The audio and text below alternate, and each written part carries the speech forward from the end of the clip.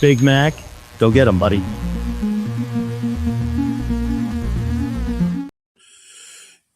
Yes, sir. Yes, sir. What's going on, everybody?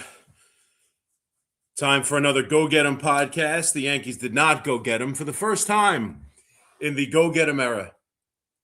The Yankees did not win the series as they dropped their rubber match today to the Oakland A's 1-0 in a lifeless, listless performance that I happened to be in the building for.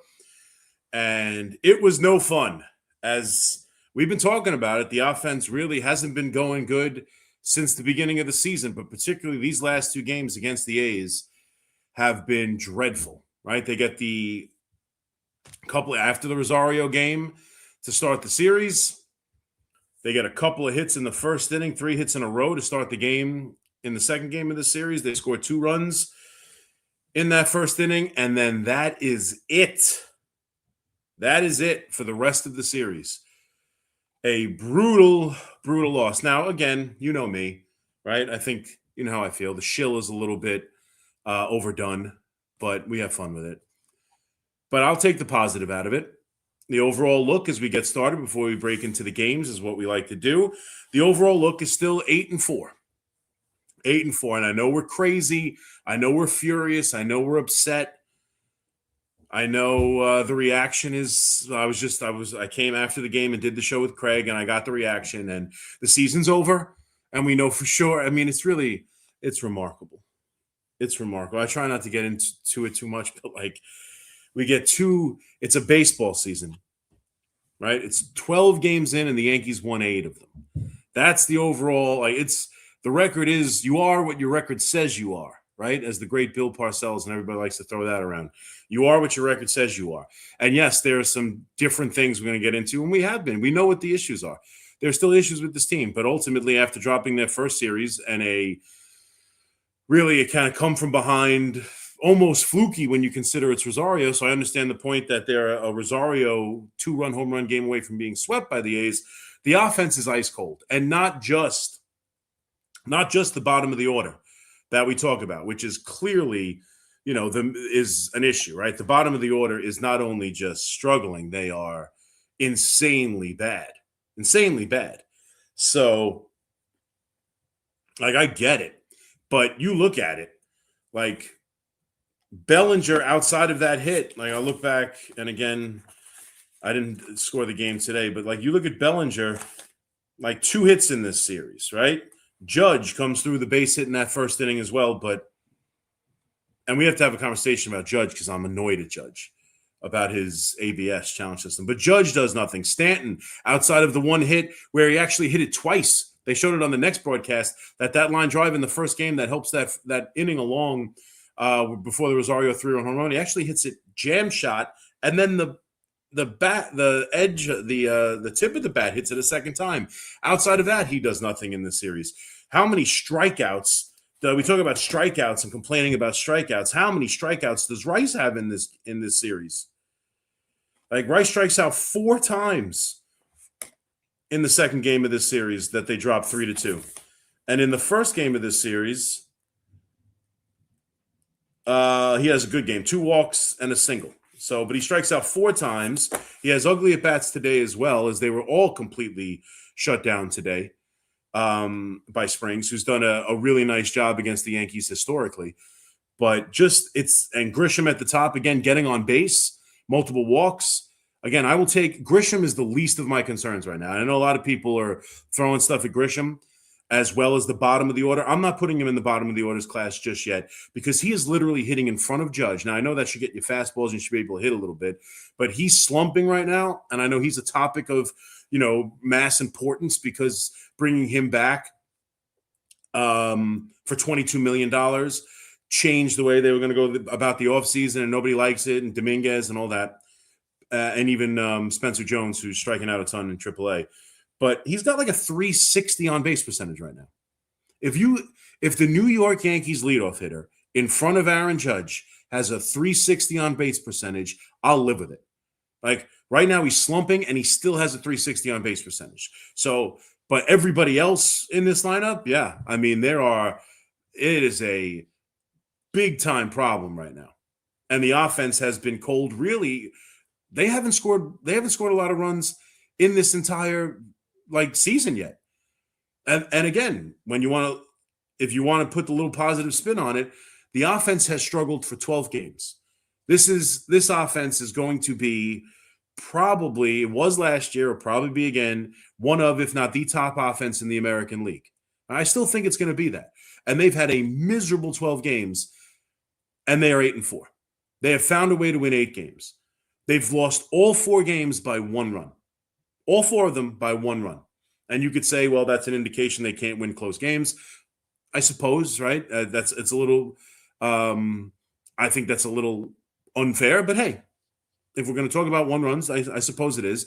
But it also means they're playing close games. They're in these games. They've battled back. One of the games they lost by 1 run. They battled back in the 9th and scored 2. They've also come back a lot, right? They were down 4-0 in that game against Miami, came back and won it. They were down the other night, Rosario with the 3-run home run. There has been this feel of the Yankees are going to come back and get into the game, right? They have given you a little bit of that feeling as far as never out of it. Now, today disappeared. They felt out of it. Even last night, let's be fair, the last 2 games, that feeling hasn't been with the team.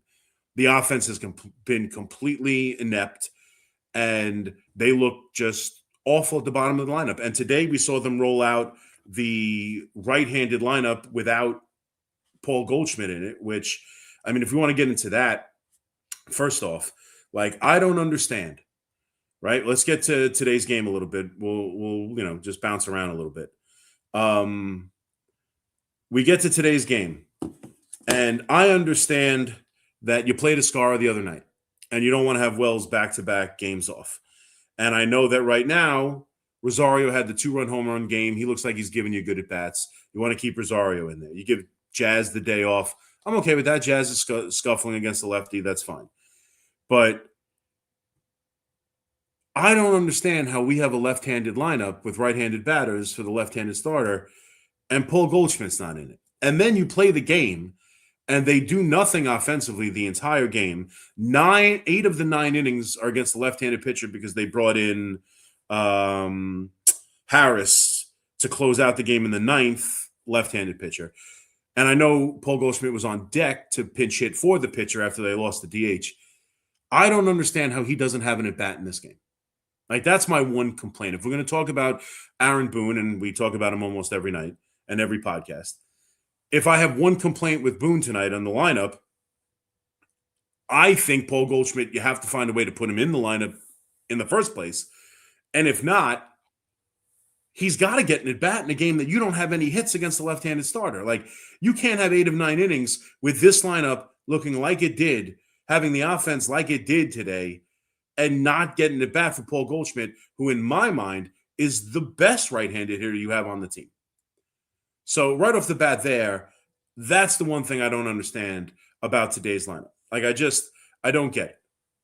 Now, I know there's little funky lineups, and we get to game 2, we'll talk about McMahon playing shortstop and everything else about this. The Boone going to Rosario in game 1.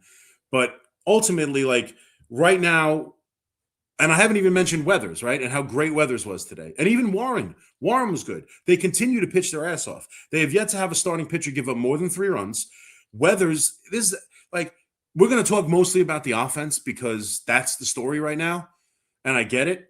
Even though they're 8-4, even though they have the best record in the American League, even though a lot of the other teams, Seattle, Detroit, the Blue Jays, a lot of the other teams we expect to be really good, Boston, have all struggled far worse and have far more issues and have been having a far worse start to their season. Right now, after being 7-1, the Yankees have lost 3 of 4, and the offense has gone absolutely cold, and it hasn't been good all season. And you have some guys who are just atrocious right now. If you go through it,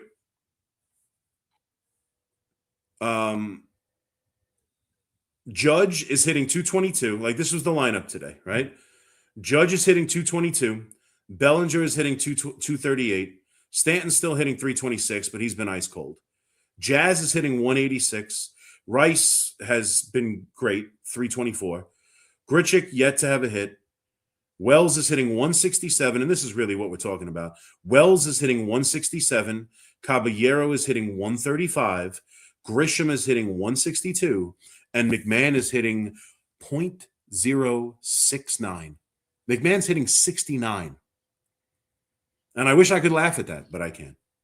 I wish I could find that funny, but I don't. He's hitting 69.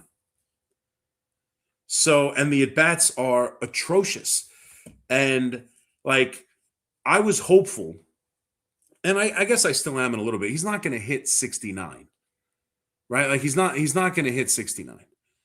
He's going to hit 200. He's going to hit 220. He's going to hit 230. Like, that's what he does. And it's not great. It's not good enough, right? We expect better, hope better. And I was hopeful that they could find a way to tweak that stance, get him going a little bit. Not going to play against a lot of left-handed pitching, right? He's going to hit mainly only right-handed pitching. That should hopefully up his batting average, because even traditionally, if you say, well, look what he hit in Colorado, he's a 230 hitter, 220 hitter. Well, in Colorado, he was a middle-of-the-lineup guy for them for the most part. That's why he's making $15 million a year. He was a 3, 4, 5, 6 hitter, and he was playing every day against left-handed pitching. And I thought if you could cut down the at-bats against left-handed pitching, strictly against right-handed pitching, tweak his stance a little bit, sell out for maybe a little more contact, if you could just bump it up to 250, I would feel a lot better about it considering the defense he played. And he has played after a little bit of a shaky start with some bad throws. Overall, over this series in particular, playing shortstop and then playing third today, made a great diving stop. And he's in the lineup today because Weathers is on the mound. Lefty, and they want good defense at third base. And unfortunately, McMahon probably will see, even against left-handed pitching like today, if Weathers is on the mound, if Rodon is on the mound, and especially if Max Fried is on the mound, you're probably going to see McMahon at third base, even with the miserable, disgusting, terrible offense, because he's so damn good at third base, and a lot of balls get hit there. And Rosario's, an average defender at best, and they want to have a good defensive team behind them, and particularly that left side of the infield when lefties are on the mound. So that's why you saw him today. That's why you'll probably see him even against some lefties with Max Fried and Rodon and Weathers, if Rodon and Weathers end up in the rotation together. But we should be talking about, if the Yankees figure out a way to score 2 runs, if they figure out a way to score 2 runs in this game, we are talking about the 8-inning masterpiece that Weathers put forth today. 8 innings, 7 hits, and 7 hits is a lot, but 7 hits, no walks, 7 strikeouts, 1 earned run. That's what we should be talking about today, because the Yankee rotation continues to be great. Now, it'll come down. Like, I expect the offense to go up. It'll come down. There will be an evening out of the team eventually. The offense won't continue to be this bad. The pitching won't continue to be this good. And eventually it'll even out. But if it evens out to 8 wins out of every 12 games, the Yankees are going to have an incredible season. Like, that's the hope, right? And we should be talking about Weathers and how good he was today. Instead, we're talking about this listless, lifeless, disgusting offense. And to be fair, that's what offenses look like when they don't hit. Right? I've been saying that forever. We all have. Like, it's easy to say the team doesn't care. Like, I had a caller on the Fan that got me a little bit of a rant talking about they don't have an edge. It's easy to look like you don't have an edge when you don't hit. Like, it's easy because you don't hit. There's nobody on base. There's no good at bats. Like, they didn't even square up a lot of balls today. Like, today wasn't one of those games where they hit into bad luck. Nothing. They did absolutely nothing today against Springs, who, to be fair, not only did he pitch great against the Yankees, but he's gotten off to a good start to this year. He's pitching to a 1.47 ERA. So he's pitching to an under 1.5 ERA right now. So he's off to a good start, and he's had 2 good starts prior against the Yankees. But that's not an excuse for how bad this was.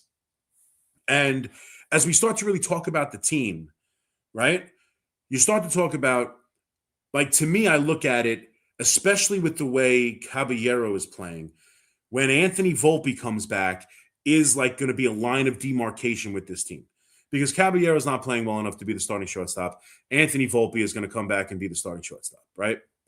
So, like, that's going to happen. That's going to happen. For how long, I don't know, but he's going to get the starting shortstop. Caballero hasn't done enough. Now, and again, I've said this a lot. That should not upset anyone, right? Other than he's not like good enough to be a starting shortstop anyway. But like, you shouldn't be upset that Caballero is not going to keep the job. Like, it's not about anybody but Volpe. It's about better than Volpe. And Caballero's not better than Volpe. He just isn't. And I know that's saying a lot, but he isn't. He's a role player. And the role that he needs to play is a bench utility piece who can pinch run and steal bases late in games.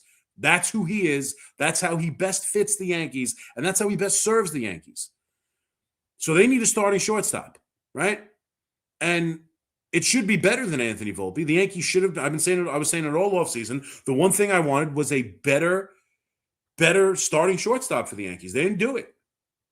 So, and maybe they will at the trade deadline, or maybe, well, I saw he hit a home run today. Maybe Lombard at 20 years old makes that jump and becomes someone to bring up late in the season if he hits even a little bit, because we know he's the best defender at the position in the entire organization. So if he comes up and plays good enough defense, you'll just hope that he can hit a little bit, because right now you have no faith. But anyway, Volpe's coming back, right? And they have to make roster decisions on what to do when Volpe comes back, because someone's going down. Now, I don't know. I'm curious to see what the roster is for tomorrow, and I guess we can get to this a little bit when we talk about Luis Gil. I don't know if it's going to be Winquest. We'll get to it, but along those lines, I don't think it's going to be a pitcher going down. I doubt they go with a short pen, especially with the way they like to treat their starting pitchers. So Escara, Grichuk, one of those two are going down when Anthony Volpe comes back.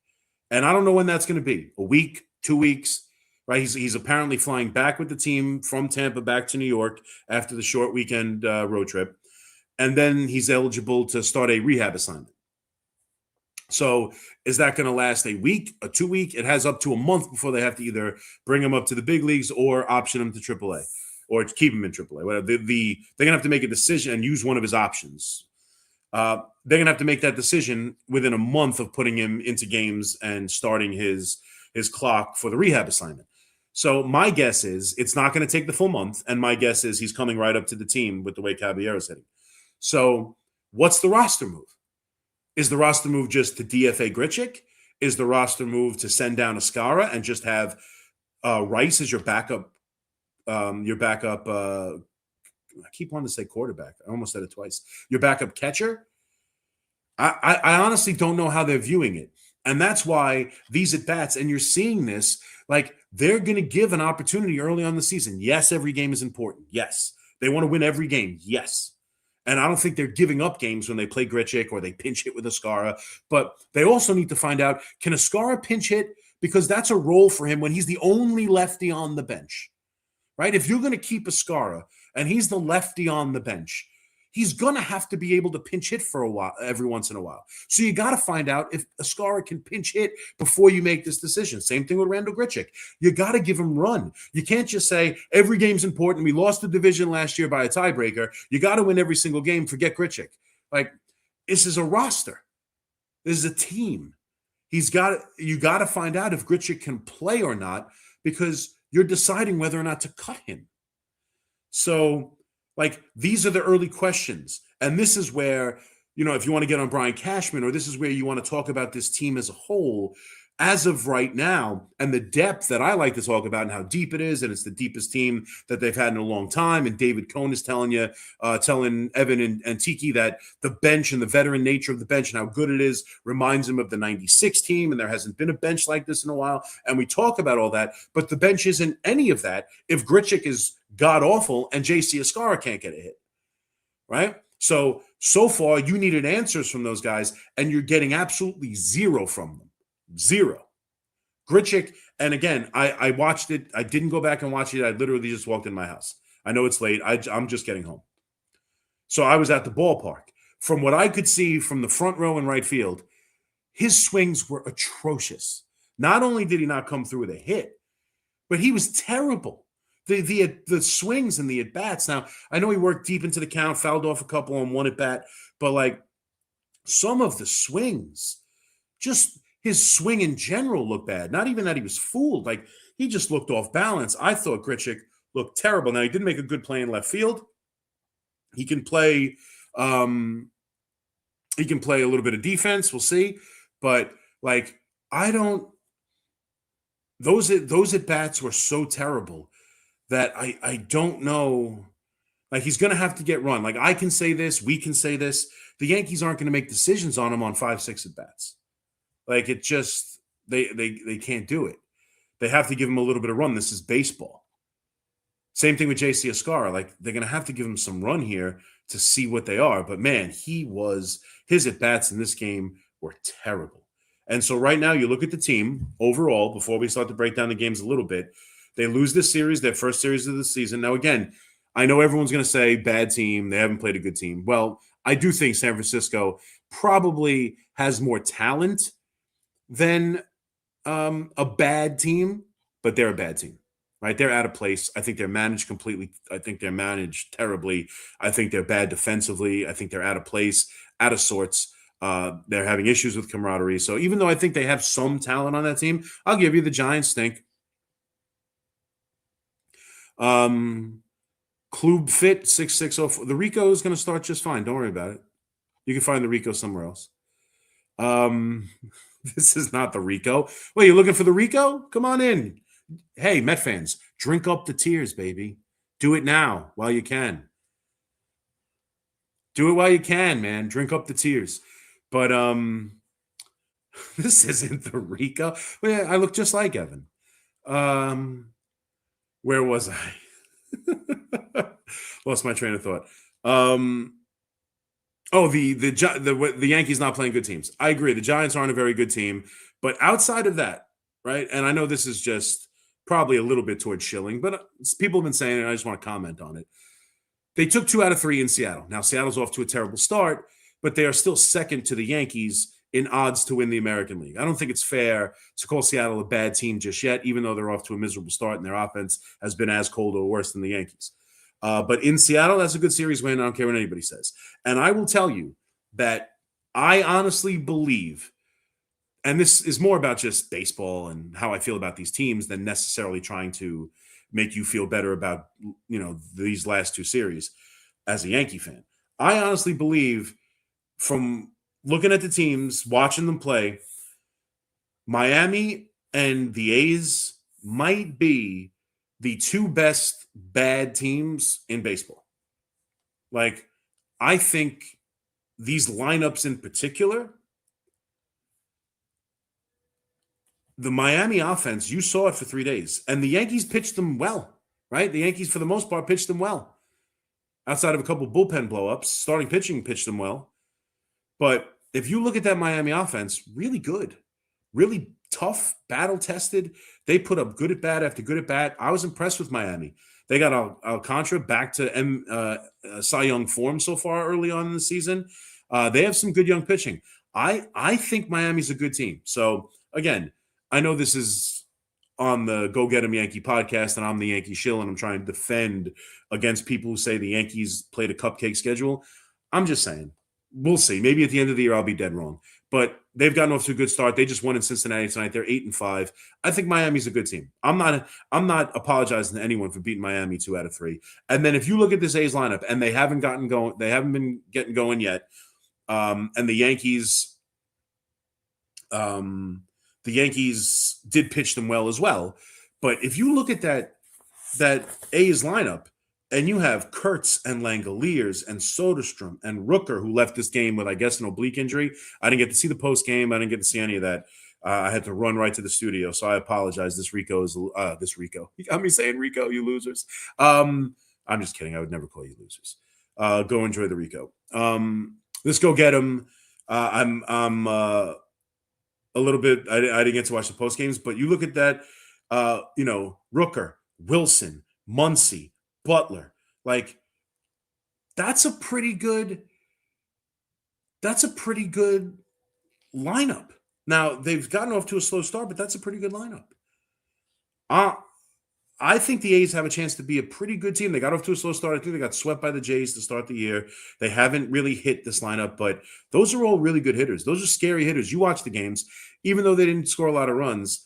If you watch it, I thought they have guys who, when they step into the box, they make you nervous. They do. They make you nervous. So, yes, they're 8-4. Yes, you never want to lose 3 out of 4 to the Marlins and to the A's. That's not good enough. And this offense stinks. But they are 8-4. The rotation's really good. Weathers just had a great start. So overall, I think now that we're removed from it, now that we can breathe, now that we can exit from today's game and start to think of it honestly and not get so emotional and not focus on all the negatives, the Yankees have an issue. The Yankees have several issues. But at 8-4, I think you would take any stretch of 12 games and go 8-4. Right? I just think that's fair. So, Goose Fraba, now we can start talking about the games. So that's where we are. The Yankees are 8-4. They're still playing pretty well. The offense has gone ice cold. Hopefully it heats up in Tampa. We'll have to talk about it if they don't, obviously. But this game, I mean, there's really not much to talk about except a couple of things. One, Weathers was really, really good, right? Can I just address one of these comments just real quick about the painting of I saw someone say this, the painting of my shelf. Okay. I don't know. And I said this to my wife and my mother. And to be totally honest with you, again, my mother lives with us and I'm stealing a corner of her living room. I said this when I started this. And I think I maybe even told Ryan. I don't know if Ryan, my man Ryan, the producer, I don't remember if I ran it by you, but I knew people. This is an antique shelf purposely looking like this. Okay. The whole thing looks like that, right? It's not just like the entire thing. It was bought to look like that. And I said, I'm like, I don't know. They're like, no, it's a really nice, expensive shelf. Use it. It's got things. You can put stuff on it. You don't have to go get another shelf. I'm like, I know, but people are going to look at it and they're not going to understand that it's like some antique shelf. They're just going to look at it and say, my God, the thing's falling apart. It's not. It's purposely meant to be like this. It's like when you wear ripped jeans. Okay. And I know no one believes me and everybody's assuming I'm making it up. If I really had this rundown thing, I wouldn't mention it. I wouldn't comment on it. I would just let you guys say whatever and just leave it alone. But it's rustic. Thank you, Smokescreen SA. Rustic. It's a rustic look. It's on purpose. Okay? Okay. Now that we've settled that. It's like wearing ripped jeans. That's exactly what I said, D-Rod. Okay. Now let's get into the game. I don't have the book because I don't do the book at games, which I know it's crazy to think that. I do the games on the book when I'm home. When I'm at the ballpark, I like to be at the ballpark. I like to look around. I don't want to carry the book everywhere. Like Evan carries that book everywhere. It's annoying. I don't want to worry about the carrying it and the pen. And if I have a drink and I'm holding it, I can't put it on the floor. Like as much as I love my scorebook, and I do, I don't like doing it at the game. I like doing it at home while I'm watching the game. So I don't bring my scorebook to the stadium because what if it rains and it gets wet? I got to carry it all everywhere. So I'll go through my phone for today's game. But pretty much not a lot to break down, just a couple things I want to get to. Obviously, how good Weathers was in this game.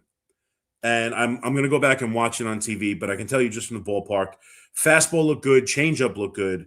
Getting swing and misses, right? He gets the 7 strikeouts, helped by a play in the first inning by McMahon, the defensive, play of the game. We saw Jazz make one the other night, but McMahon makes the diving stop, which was a huge part of this game to get him out of early jam. And then he kind of settled in. You saw Grichuk catch one at the wall, right? That was a nice play. So they made some good defensive plays behind him.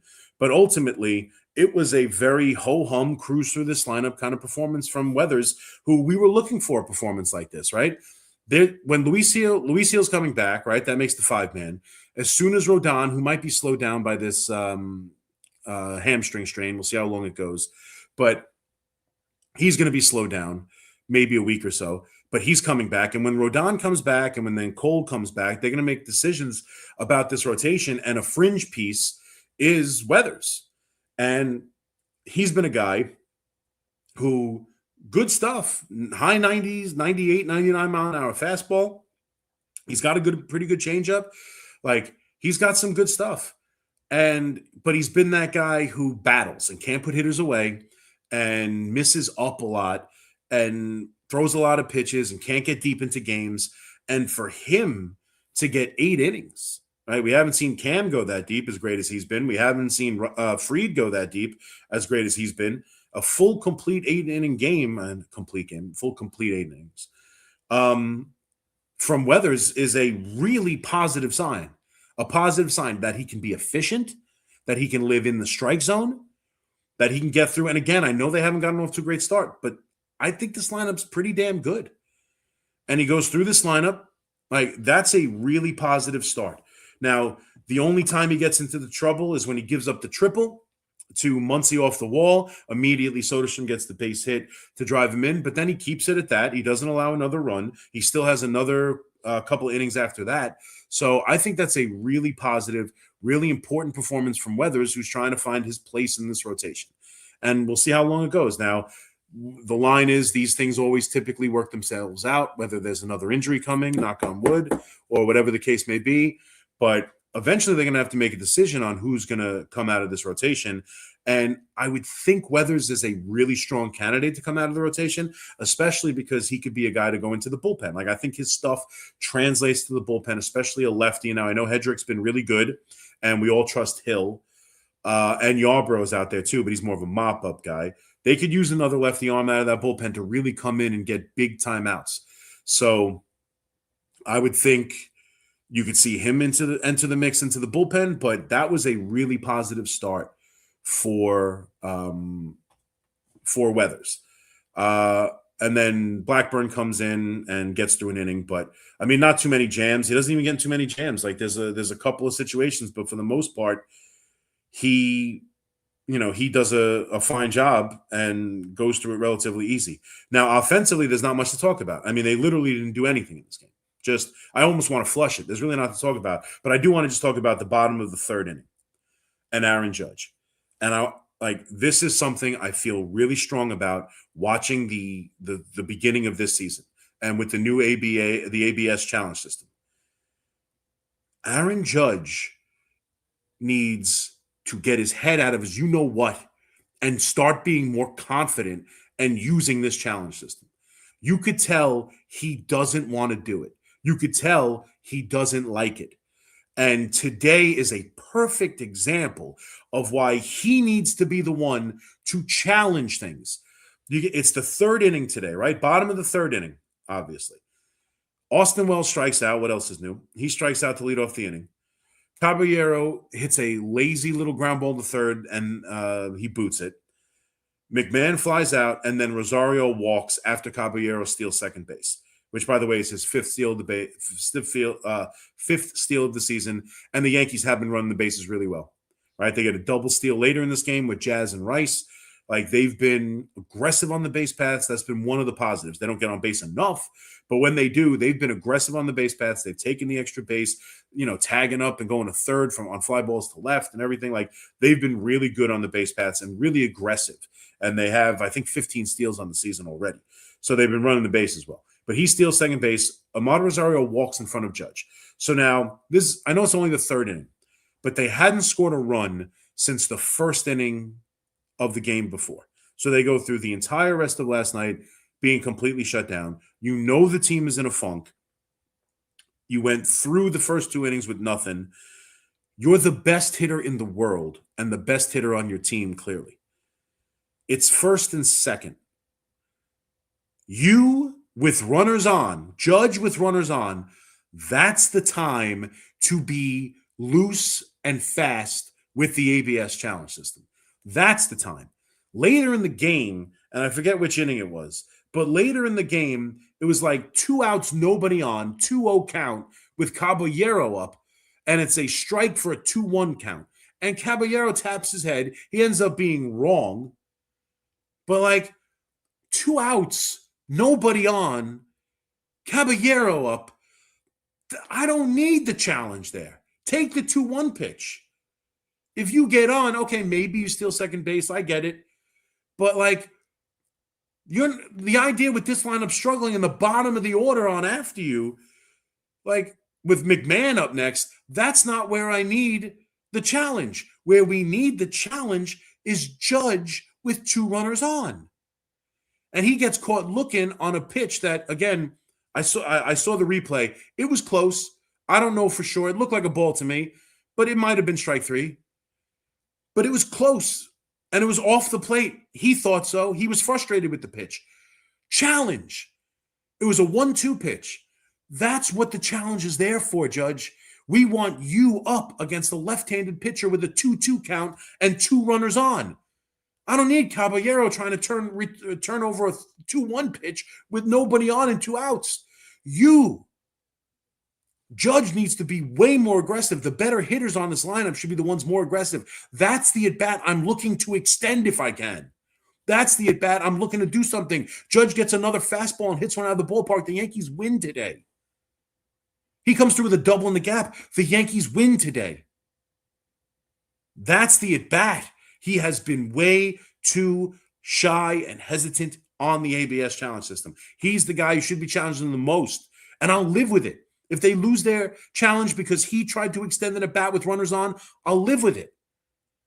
I hate it when it's bottom of the lineup, 2 outs already, hoping for like some made-up rally manifested out of nowhere. Now, those rallies happen. I get it. And if it's egregious, sure, it's egregious. But like, Judge should be the one taking the close calls. That's the challenge right there. Like, that was so frustrating to me that he didn't challenge there. Judge, if you ever listen to the Go Get Him, if Boone ever convinces you, if you're listening, tell your guy. 2 on, 2 out, haven't scored a run in damn near more than a complete game, 9-10 innings. You haven't scored a run. We need Judge to come through.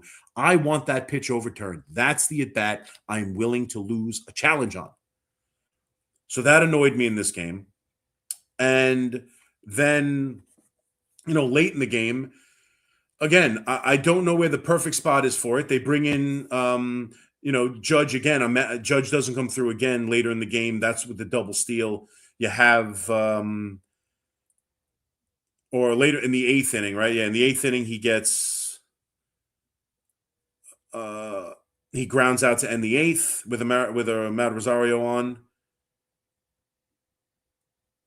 I'm trying to think, was anybody else on that base? No, that was just the one time. He also came up with, when did else Judge? Bottom of the 6th. No, I guess that's it. That was the at-bat that just drove you absolutely crazy. Yeah, Caballero in the bottom of the 5th. Strikeout, ground out. He's got 2 outs and nobody on, and he's challenging. But Judge didn't really come through either. Rice hasn't come through the entire offense. Now, again, Paul Goldschmidt at the end of the game, could you pinch hit at some point? I have a tough time. Like, could you pinch hit him for Jazz in that spot at the end of the game? Maybe. You're not going to pinch hit him for Rice. You're not going to pinch hit him for Bellinger. You could pinch hit him for Jazz, I suppose. But my only complaint about this game offensively, outside of everyone sucks, but and as far as I need Paul Goldschmidt in the lineup, and I can't get through 8 of 9 innings with lefties on the mound and don't have my best right-hander having it bad at all. But the Yankees didn't really have a rally. The Yankees never did anything. They completely got shut down.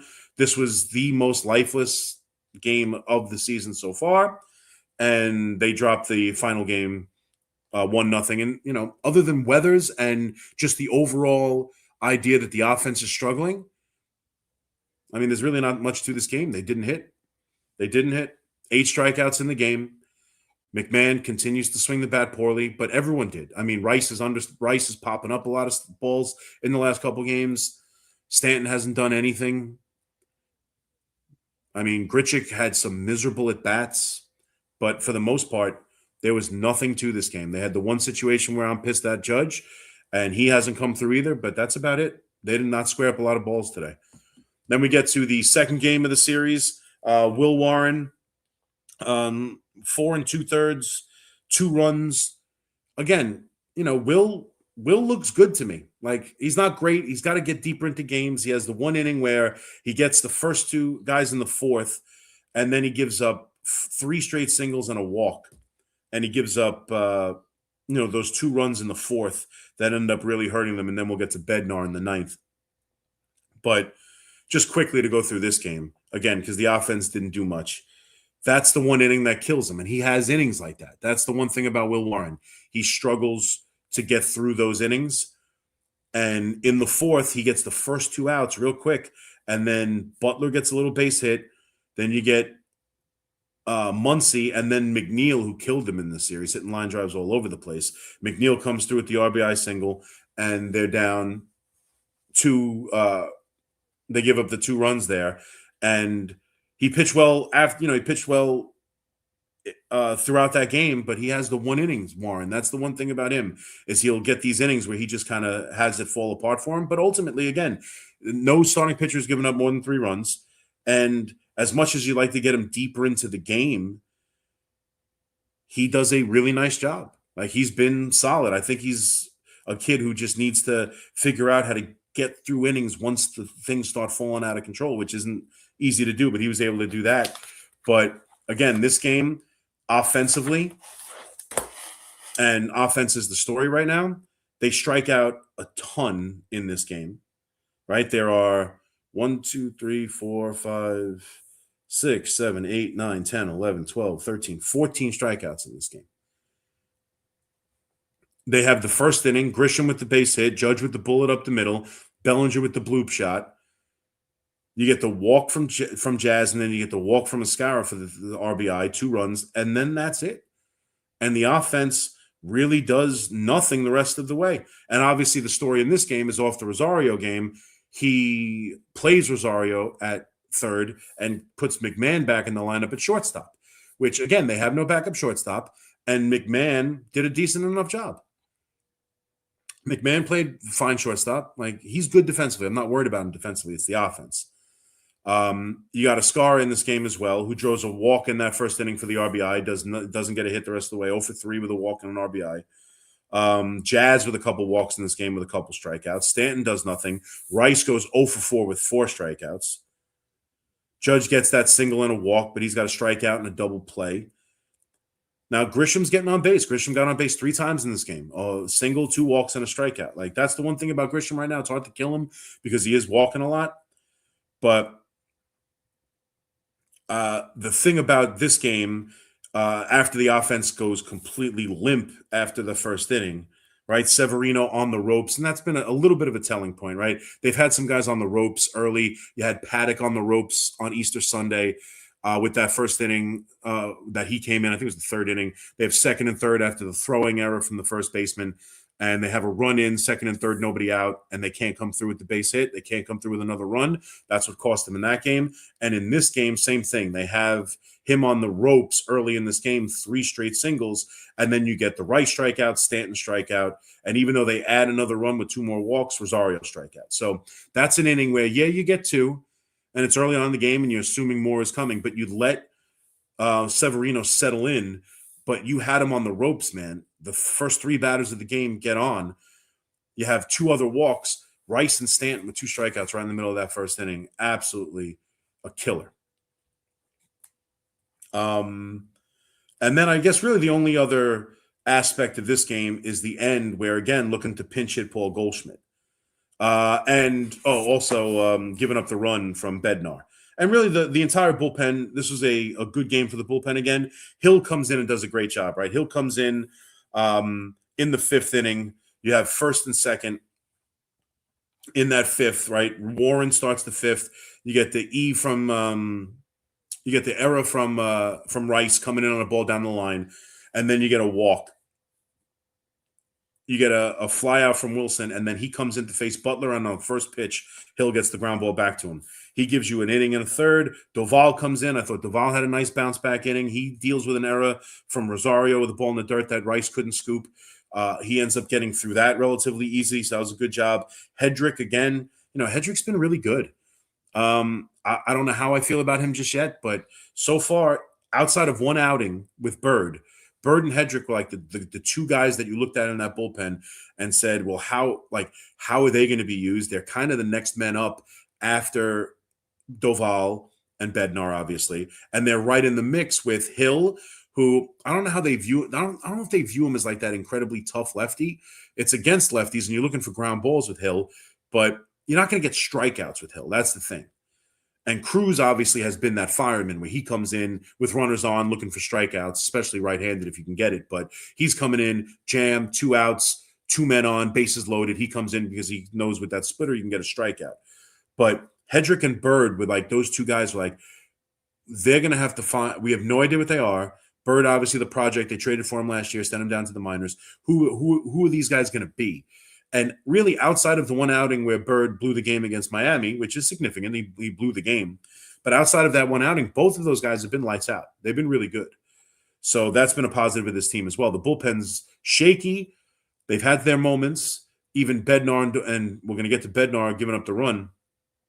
But some of the questions, like even though Bird had the one bad outing, I'm still fairly positive on what he's been. Hedrick's been great, and Hill and Cruz have been excellent. It's been Doval and it's been Bednar, and then Bird with the one bad outing, and I guess Blackburn. But Blackburn's been fine. He pitched in this game today.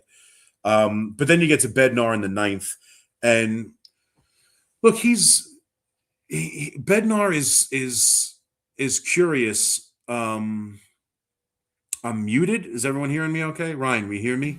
Yeah, we can hear you fine. All right, thank you very much. That's probably just wishful thinking on your part, Bryce. But Bednar, he's just off a little bit, and coming off the World Baseball Classic, his fastball's down a little bit, and they talked about it. He's talked about it, and a lot of it's the cold. And I don't want to make the cold excuse for the offense, but if we're being honest, these 2 games where the offense went absolutely ice cold, it does coincide with the temperature. Right? I mean, it's gotten a hell of a lot colder over the last couple of days. Today was fine. Today was warm, a little breezy, but I was out in the sun. It was perfectly fine. I don't know if you could tell I got a little bit of sun. My wife was jealous of me that I got some sun. But the offense has gone cold with the weather. It affects pitchers too, and he's kind of blaming it on the weather, Bednar, a little bit, his fastball being down a little bit. It's not his fastball I have a problem with, although he did give up the double to Langoliers on a high fastball. To me, his problem's been his breaking ball up in the zone. So he gets the 9th, which, again, I think you have to do. It's the second game back-to-back after closing the night before. So you lose him for today, which, again, they didn't need him. But you're going to lose him for today, but you want to win that game. It's tie game, 9th inning. You throw your closer in there. So I had no problem. There's sometimes where he pushes him a little bit and would and maybe go to someone else, but you've already thrown Hill, you've already thrown Doval, you've already thrown Hedrick. Like, I don't know who else you're going to go to. We still haven't seen Winquest, which I'll get to in a second here about when we go to the upcoming series and when we're going to get Luis Heel tomorrow night, and what they're going to do with the roster here. But we still haven't even seen Winquest. But he goes to Bednar, which I think is the right thing to do. 9th inning tie game. Even though you're going to lose him for the next day, you want to win that game right there. And he just leaves breaking balls up. Like, Kurtz hits him with a breaking ball up in the zone. I thought he missed the Langoliers up in the zone as well, but he got away with one. Then he gets a fastball up in the zone because he wasn't locating his – like, that's the other thing too. Like, when you get the idea when he's missing with his – like, that curveball he had, and the split finger only goes to when he's ahead in the count. But he was throwing that curveball 2 ways. 1, non-competitive in the dirt, or 2, hanging in the zone. So when he got 2 strikes and he noticed that he left a curveball down the middle, I think Langoliers was all over the fastball. So it wasn't so much that the fastball was not as good as it's been. To me, it was more about they were able to sit fastball because the breaking ball had no break to it. So, like, they could react to the breaking ball and at the very least foul it off or have a good swing on it. But they were able to hunt the fastball. At least Langoliers was in that spot because the breaking ball was one of 2 things, non-competitive or in the middle of the zone. So he gets that high fastball, smashes it in the gap for the double. and they're set up second and third. He gets the strikeout of Soderstrom. And then the same thing, Rooker, he leaves the ball up for a sacrifice fly. Again, not a terrible inning. Kurtz just slaps the ball the other way through the vacant hole. Not a terrible at bat. He makes, because he's got no breaking ball, and Langoliers is looking for a fastball. He hits one in the gap, and then he gets a fly ball and a strikeout. Like, it's not a terrible inning, but like, he's just not really sharp with all of his pitches right now. And his fastball is down a tick, where even if you're looking for it at 97, you have a chance to blow it by him. At 94.5, 95, you're not blowing it by him. So it's just, I'm not overly worried about him, but he's been shaky to start the year. There's no doubt about it. Been shaky. He's given up some runs, even in games where they were up bigger, and he made it closer. But I still feel pretty confident in him. For the most part, I think he'll get out of some jams. But this was obviously not good enough. Gives up a run in the top of the ninth, and then you get to the bottom of the ninth. And, like, again, this is where I'm not sure what you want to do in that bottom of the ninth against the right-handed pitcher. Like, Ascara, could you pinch hit Wells for Ascara? You could, right? You get Ascara, Rosario, McMahon. Now, McMahon at the end of the game, I don't know if I mind all that much. I know as bad as he is, and again, he's bad. He's hitting 69. I get it. But he does have 20, like, he hits home runs. That's the one thing he does do. He's got some pop. And in the short porch in Yankee Stadium, like, I'm looking to see if someone can put it in the short porch. Like, that's what I'm down a run with two outs. I'm looking for someone to hit it in the seats. Now, could you have done that with Wells? I guess I would have preferred Wells for Ascara, I guess. But again, I talked about it earlier. You want to see Ascara come through, and they want to see what Ascara does. They might be making a decision on roster spots with Ascara. So, like, he lets them all three hit. You could have pinched. I don't know if I'm going Paul Goldschmidt there. I'm looking for a home run in the short porch, especially with two outs. You could have done it to lead off, I guess, but ultimately just didn't come through. I don't hate the McMahon once I have two outs and nobody on and I'm looking for a home run. You could have thrown Wells out there. But again, Wells is hitting 167. You feel much better about Wells out there right now? Like, I just don't. The Yankees right now, that bench is as good as I think it can be, has really struggled. And then we get to the first game, which is the one game they win. And I guess, look, it's a negative podcast because they lost. So we don't have to go too deep into it. But this is the one fun game where they come back. Like, this is where you've seen the fight in this team. And Rosario in the bottom of the order finally do something as he comes through, obviously, with the multiple home runs. He hits the home run in the second inning to give them the 1-0 lead. You saw Cam Schlittler in this game. And again, Cam Schlittler in this game, 5 innings, 3 runs, 5 hits, 0 walks, 7 strikeouts, and the 0 walks. Again, cold out. And he didn't have great command, but 0 walks. That's what you're impressed with. And just his attitude on the mound. Again, not his best outing. Had a couple of innings there. Again, Jeff McNeil tags him up, which is frustrating. But, like, for the most part, outside of that third inning where he gives up a leadoff hit to Muncy, the McNeil single, and then you get the Kurtz two RBI hit, and then the Soderstrom double down the line. Like, outside of that inning, he's pretty damn good. I thought the McNeil at bat was the killer one to set up that inning. But he's still Cam. Like, he didn't have his best stuff, and he's able to still carve up 7 strikeouts and no walks. And it wasn't the exciting. I know a lot of talk about moving the games up. We don't have to get into that here about what the Mets did and what the Yankees didn't do. But I thought Cam Schlittler was fine in this game. Not dominant, but fine. And if that's the kind of bad performance you get from Cam, that's pretty damn good. 7 strikeouts, still feel good about him. Looking forward to his next start. Had the one bad inning. And again, the bullpen comes in and does the job.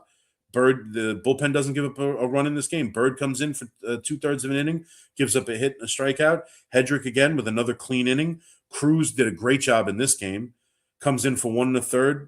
He does have the 2 walks, but he gets the strikeouts. Like, he's really tough to hit. And then Bednar again with the clean inning to save it. But obviously the story is Rosario again with the big home run.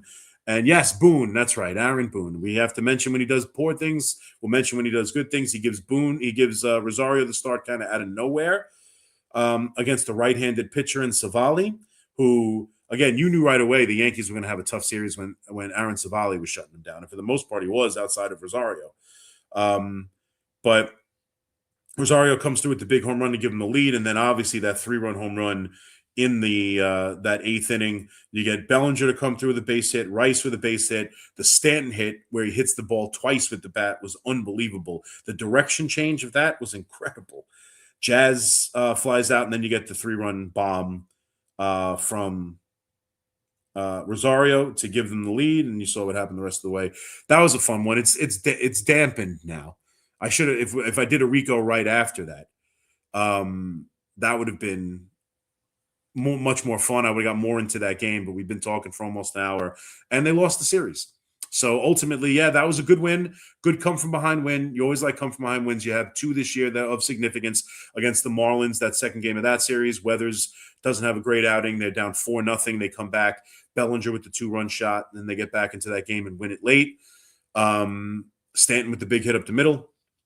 And then this game where they're down 3-1 into the 8th inning, and they have that rally with 3 straight singles and the 3-run home run from Rosario. So the team has had this feeling of fighting back. The team has had this feeling of not giving up. The at-bats have been good late in the games a lot of the time.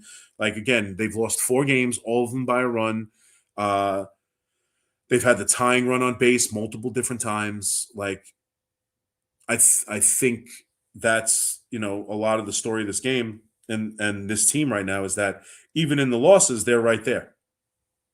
So you get that first win, and then they're unfortunately unable to get the next 2. But the offense is anemic right now. That's the story of this team. And we're going to find out in Tampa. And Ryan, you can give me I haven't had a chance. I literally just sat down. Give me the pitching matchups. I know for the Yankees, we're looking at Yeah, Heel goes tomorrow. that's right. Heel goes tomorrow. We got to talk about that. And this happened while we were recording, but Heyman says that Cade Winquest has been DFA'd. Okay. But yeah, Heel versus Steven Matz tomorrow. Fried versus Nick Martinez on Saturday. Okay. And then the finale is Schlittler and McClanahan. That should be a fun one. All right, so that answers the question then. Winquist, we hardly knew ye. The Rule 5 pick that they decided to keep with the team. Now, I don't know how it works exactly. I'll look at the John Heyman tweet. Does it say anything about, it's the Cardinals? They have to offer him back to the Cardinals as a Rule 5 pick. If they don't take him, I don't know, what has to happen if there's a chance that he could end up back with the team and they could figure out a way to option him to AAA. I think they can make a minor trade with St. Louis for him if they really want to keep him, but they didn't even use him.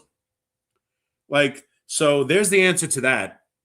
Winquist is the odd man out, obviously. Luis Heel will join the team and start tomorrow night. And Winquist, who hadn't made an appearance, Rule 5 pick that they decided to keep out of camp, is now gone.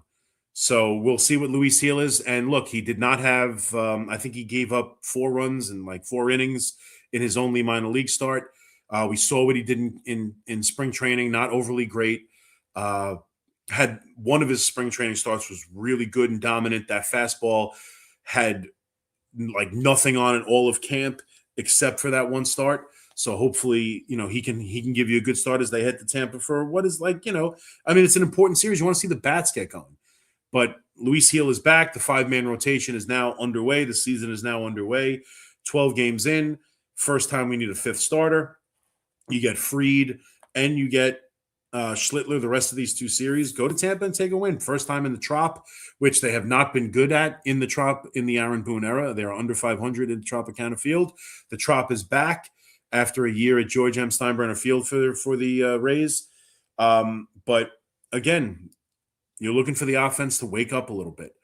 And we'll see what they do from here. I know they're going to face some lefties here. Who was that first starter? I was Steven Matz. Okay, so Steven Matz. All right, so obviously you get a lefty there. He's 2-0 with a 4.09 ERA. So you get a lefty with him and McClanahan in this series. So there's plenty of lefties coming up. We'll see what they do with that lineup. See if Rosario keeps making all these starts. See what they do with McMahon. See what they do with I would imagine Paul Goldschmidt's going to get into the lineup at some point. That still annoyed me today that Paul Goldschmidt didn't make it into the lineup. But overall, like, again, I know we're upset. I know we're angry. It's a frustrating couple of days where the offense did absolutely nothing. And you never like losing to a team that you're better than. The Yankees are better than the A's. If we have the same lineup tomorrow and we lose, then Hal needs to fire Boone immediately. Okay. You say so. Paul Goldschmidt needs to be in the lineup. I agree. But again, let's not overreact. I know if you're coming here and you're listening and you probably got away from it a little bit, like, let's get into the season. And again, they're 12 games in. They're 12 games in. They've won 8 of them, right? 8 of them. If they played 120 games, they'd be 80-40 at this pace. It's pretty good, right? Now, they're not going to play at that pace, but so far through 12 games, there's issues with the bottom of the lineup. We went over them. I can't go over them anymore. They have been awful. I gave you all their numbers. They're terrible. There's no power. They're not getting on base. They're drawing some walks, but they have done absolutely nothing in the bottom of the lineup. And even the middle of the lineup in this series did absolutely nothing. The offense needs to wake up. There's no question about it. The offense needs to wake up. But they've been pitching their ass off. The bullpen has been better than we thought. And here's the other thing too, like my least of concern, like the offense is going to score runs. Judge really hasn't gotten going yet. Jazz has done absolutely nothing, and we know he's not going to do nothing. Like, we can have our concerns about Jazz. Like, we have our concerns about Jazz. What kind of player he is? Does he always have his head in the game? Does he strike out too much? Does, like he's not the perfect hitter, no doubt. But, like, he's a 30-30 guy, and he's been extremely productive in a Yankee uniform. He is not going to be this bad all year. Like, he's just not. So, like, we got to understand this Yankee lineup, the same one as last year, the bottom of the order right now is atrocious. They're not great. They're not even good. But they're not 140, 135, and 69. Like, they'll start to turn it on a little bit. And the middle of the order will do more too. This is an offense that scored the most runs in baseball last year. And you hope that they're that same offense this year. And right now, it's been a touch and go for the first 12 games, but they still won 8 of the 12. All right, so first losing series to come up with some awards, or to come up with who we're going with our favorite little segment. This is the first time where the shame is bigger than the shill, unfortunately. But it is now time for shill or shame. Now it's time for shill or shame. Go get 'em, Chris. All right, so we'll go with the shill first because the shame is, I guess, more important in a series loss.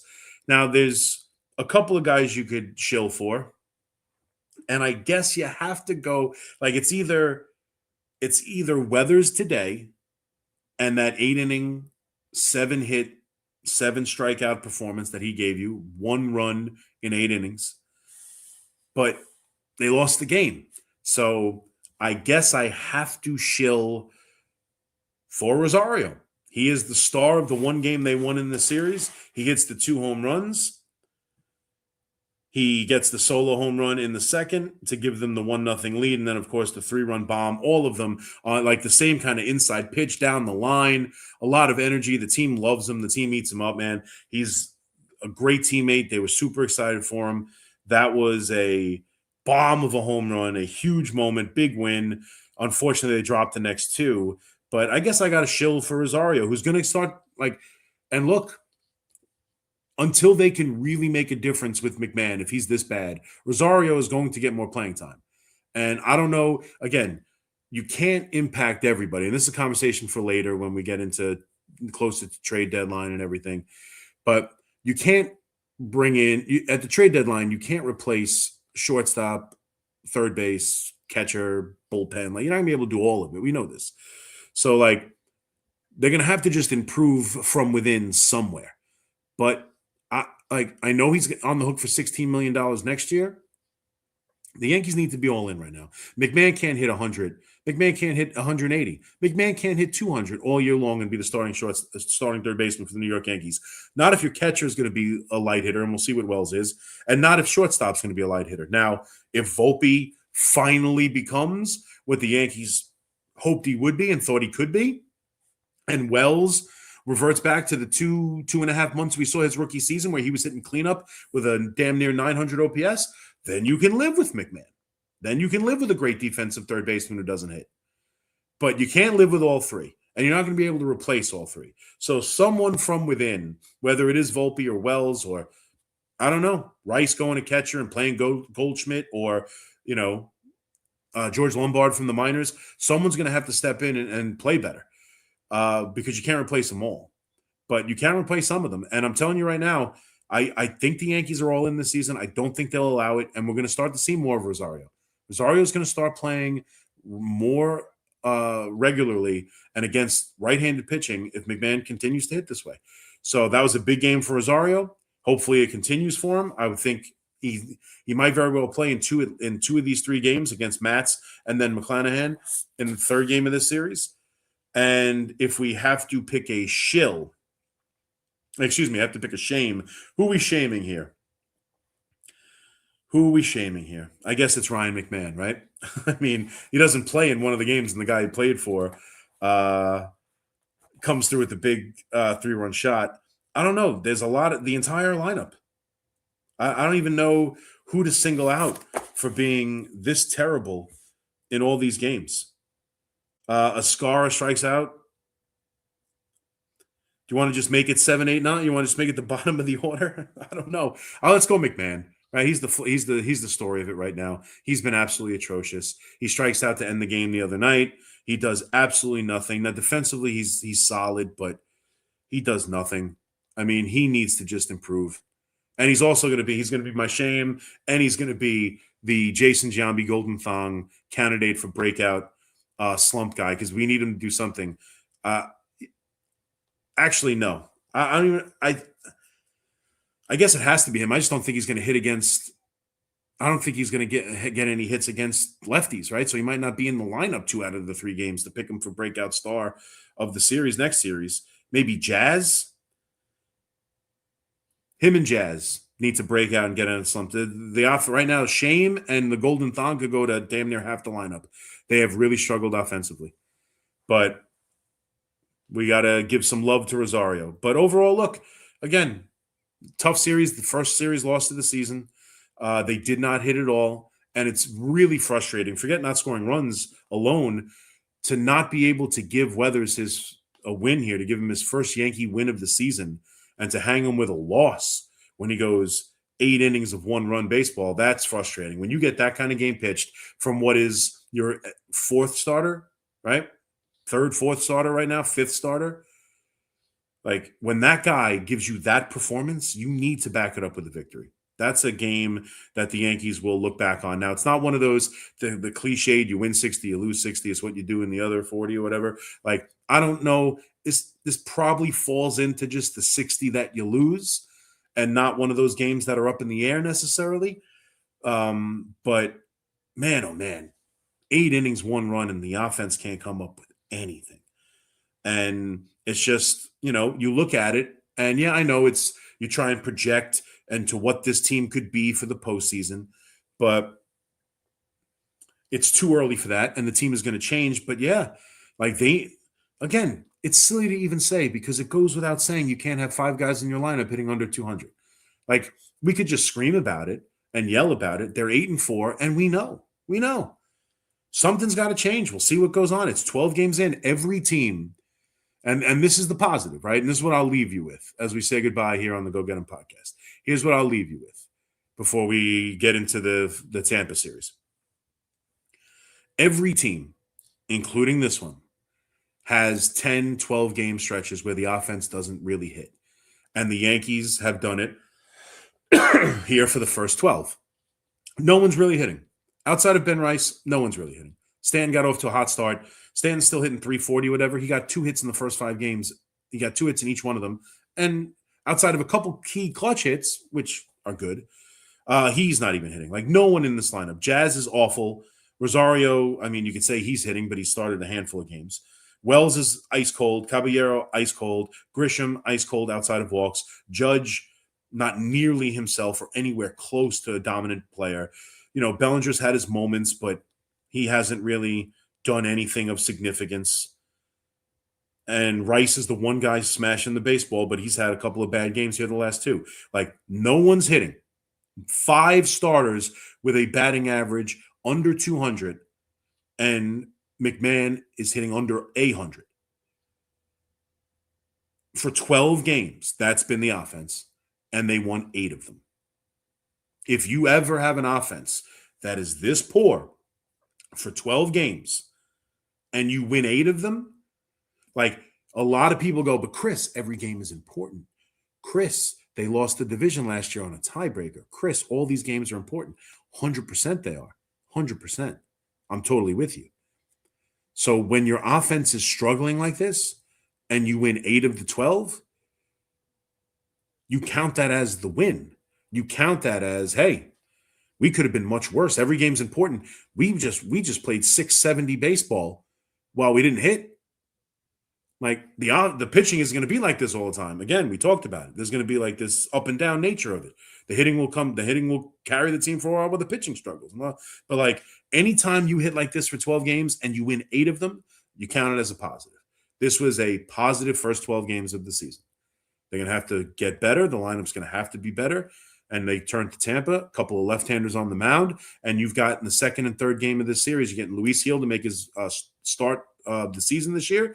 And we'll see if he gives you a good start, then you really feel confident about this rotation. But you're going to get Luis Gil's debut, and then you're getting Fried and Schlittler in this series in Tampa. So you feel good about the second and third games of this series. Even if they lose tomorrow night, you'll feel good about their chances on Saturday and Sunday with these two. Then they head back home, and hopefully the bats wake up in Tampa. But we'll see. But, I mean, right now, try not to get too excited. Try not to get too emotional. Try not to say this one needs to be fired. This guy sucks. You know, they'll never hit. This is the same lineup that lost last year. Blah, blah, blah. Like, guys, 8-4. The team has shown some fight. The team has shown some grit, and they are pitching their ass off. They are the best pitching staff in baseball right now. So let's hang on to that and see if the offense will pick it up. Because, again, the offense was damn good last year. Not good enough in the short sample size of the postseason, but damn good. And I don't really have many long-term concerns about this offense not scoring enough runs to win, especially if they pitch like this. So hopefully it starts again in Tampa. But thank you guys for staying up late. I know I'm doing this hours after the game. This is when I get home. Thank you for watching. Thank you for listening. Thank you for joining the Go Get 'Em. And that's how I will leave you, is I leave you with all the time, and to the Yankees themselves, and to you, safe travels, and go get 'em. Go get 'em, Yankees. We'll talk on Sunday night after the final game of the series, unless something else happens and I pop on in between now and then, but I will definitely talk to you Sunday night on the podcast. Let's go Yankees. Let's go down to Tampa and wake up those bats. Everybody have a good night.